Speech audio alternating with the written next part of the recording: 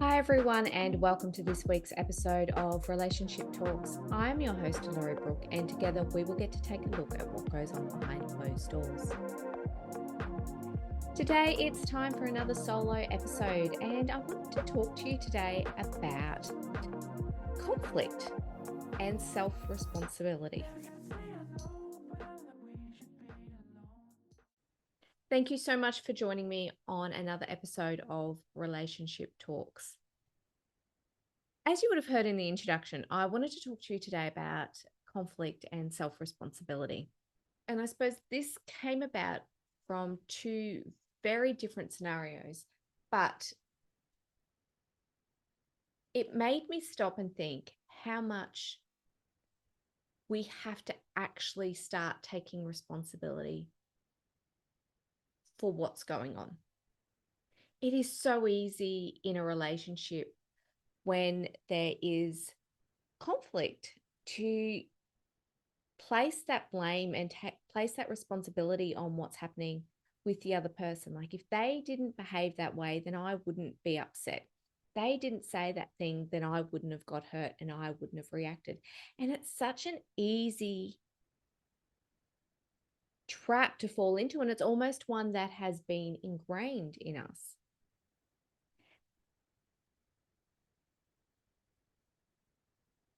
But it's something that I have been doing for a little while now. And that is when I'm starting to find myself feeling frustrated or triggered, like I'm starting to get hurt, I'm starting to get upset, I try really consciously to stop and think about what is going on. And this morning, as I was taking my daughter to school, we were having a conversation about what's going to be happening for the day and what she was looking forward to. And the conversation went down the path of, she wasn't really looking forward to being around some particular friends because they were fighting and, it made things difficult and awkward for everyone else.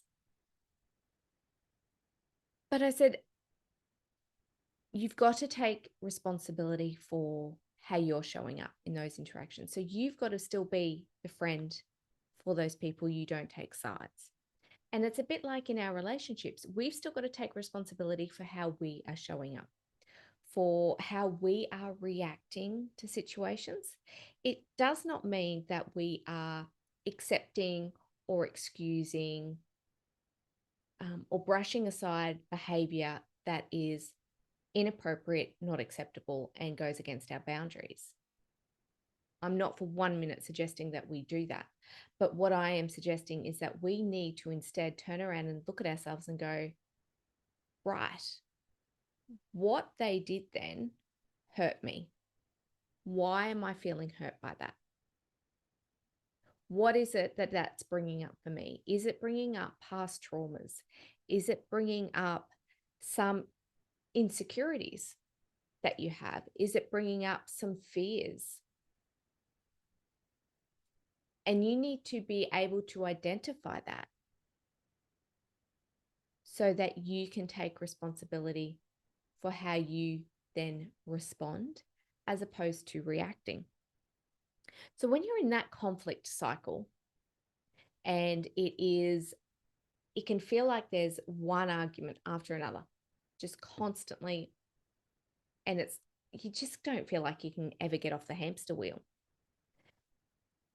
One of the best things that I've found in my relationships is to really take that time out, and not necessarily in the midst of an argument. If you can, that's great. But sometimes you're so much in the midst of it, you don't see that as an option. And that's okay. Don't beat yourself up about it. What you can do, though, is when you've got some time to yourself,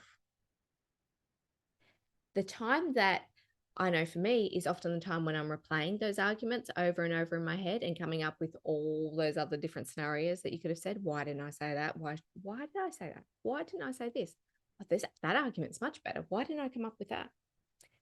That's the time when instead of doing those exercises, Use it as okay, what's going on for me? And there's three questions that I like to ask myself. The first question that I ask is, why is that triggering me? Why is that triggering me? What is going on that's causing a trigger in me to emotionally react, get upset, get frustrated, feel anxious, whatever it is? Why is that triggering me? The second question, what is that bringing up for me? What past experience, event, situation is that bringing up for me? And then the third thing that I ask myself is, how can I change that dynamic? So why, what, how? How can I change the situation so it doesn't happen again? Now, that last one is going to be different for everyone.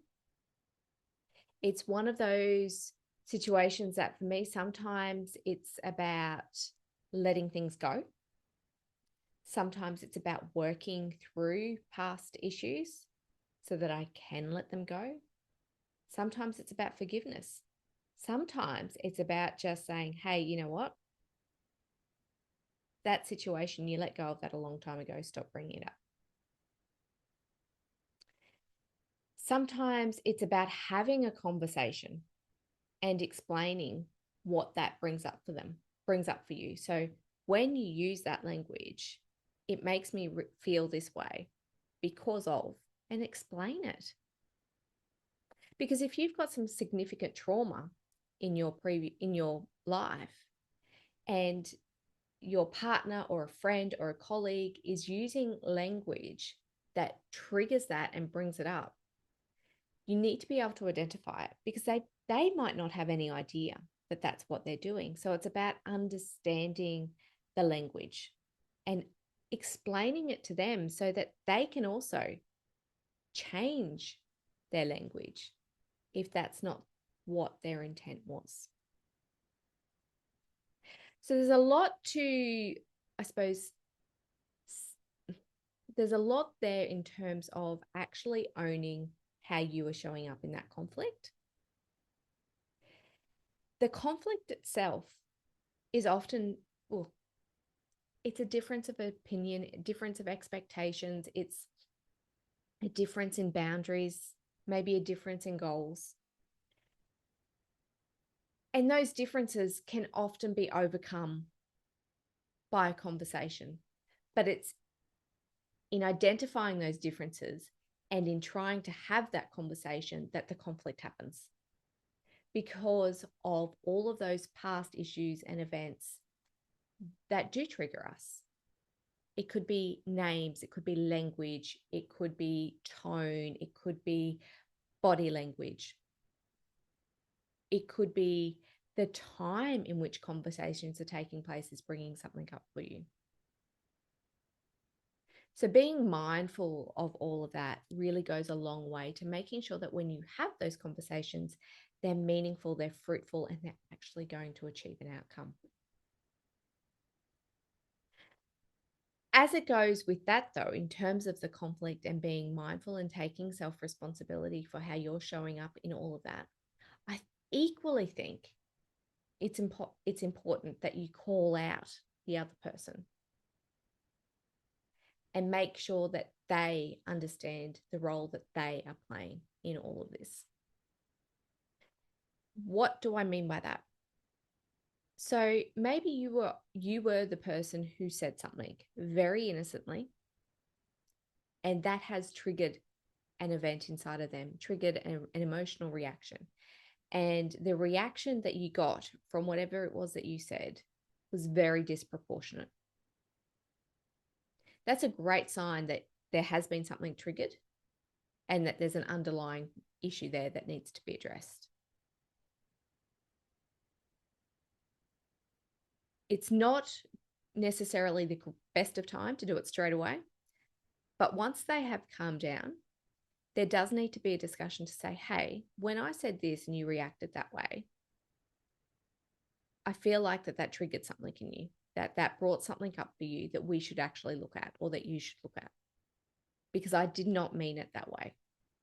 And if the way I said it, if I did something, if it was a tone, I would like to know so it doesn't happen again. So it's about being able to identify what it is, what that behavior was, and what it was that you were trying to achieve.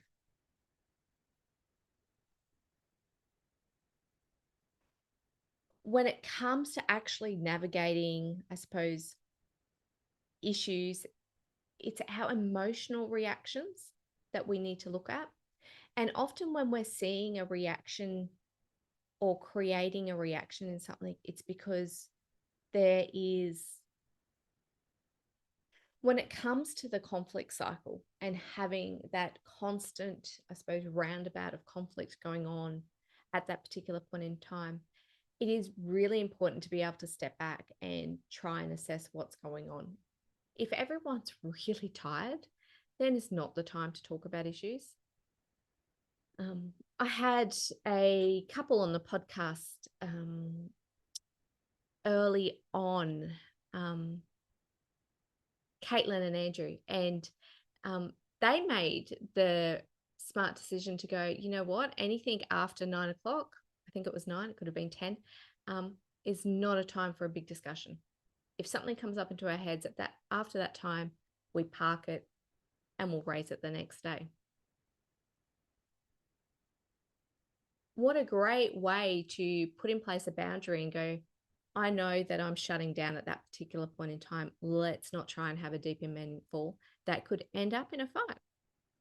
Let's try and avoid that.